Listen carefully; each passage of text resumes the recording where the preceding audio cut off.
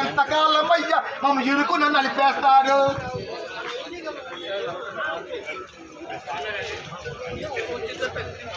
ఆంధ్రాలో అంటుకుంది, మద్రాసులో మండుతుంది. ఆంధ్రాలో అంటుకుంది, మద్రాసులో మండుతుంది. రాజస్థాన్ రగులుతుంది, కేరళలో కాలుతుంది. ముసలి వాళ్ళు వీళ్ళేంటని చిన్న చూపు చూడొద్దు. ముసలి వాళ్ళు వీళ్ళేంటని చిన్న చూపు చూడొద్దు. ముసలిలోన మీరేమో ముఖ్యమంత్రి అయినారు, ముసలిగాను మీరేమో ప్రధానిగా మారినారు. ఇబ్బందులు పెడతారు. ఇంకెంతకాలమయ్యా నలిపి మారవేస్తారు. ఎంతకాలమయ్యా వర్ధిల్లాలి పెన్షన్ కార్మికుల ఐక్యత, వర్ధిల్లాలి పెన్షన్ కార్మికుల ఐక్యత.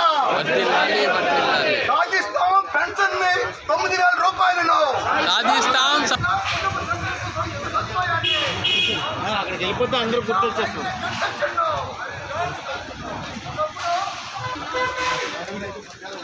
ఈరోజు ఈపీసీ 95 విద్రోహ దినం జరుపుకుంటున్నారు. ఈపీఎస్ 95 పెన్షన్ అందులు దీనిగా నిన్న నవంబర్ 16 ఆదివారం పడింది కాబట్టి ఈరోజు వాళ్ళు సెలబ్రేట్ చేసుకుంటున్నారు.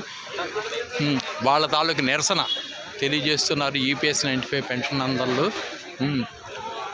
1995 నవంబర్ 16 కాంగ్రెస్ గవర్నమెంట్, అప్పటి కాంగ్రెస్ గవర్నమెంట్లో ఉన్న వెంకటస్వామి గారు ఈపీఎస్ 95 అనే పథకం ద్వారా అందరికీ కూడా ప్రైవేట్ సంస్థల్లో ఉన్న వాళ్ళందరికీ కూడా ఈపీఎస్ చంద్రాదారులు అందరికీ కూడా పెన్షన్ని అమలు చేయడం జరిగింది.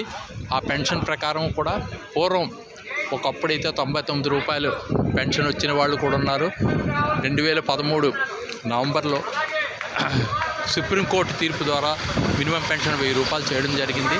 అయినప్పటికీ కూడా ఇప్పటికీ కూడా 1000 రూపాయల కన్నా తక్కువ వచ్చేవాళ్ళు కూడా ఉన్నారు. వాళ్ళు చందాదారులు ఎవరైతే ఉన్నారో వాళ్ళు చనిపోతే వాళ్ళ భార్యకి 1000 రూపాయలు ఇస్తూ ఉన్నారు.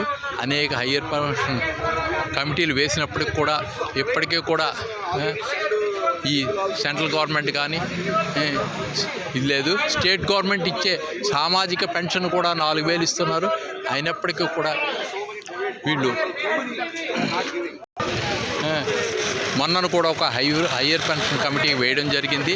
అందులో కూడా అంత ముందు కమిటీ హయ్యర్ పెన్షన్ కమిటీలు కూడా మినిమం పెన్షన్ 7,500 దగ్గర నుంచి 5,000 దాకా రికమెండ్ చేసేవి.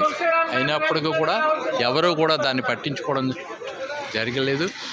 అనేక విధమైన రాజ్యసభలో కానీ లోక్సభలో కానీ ఎంపీలందరూ ఈ విషయమే ప్రశ్నించడం జరిగింది.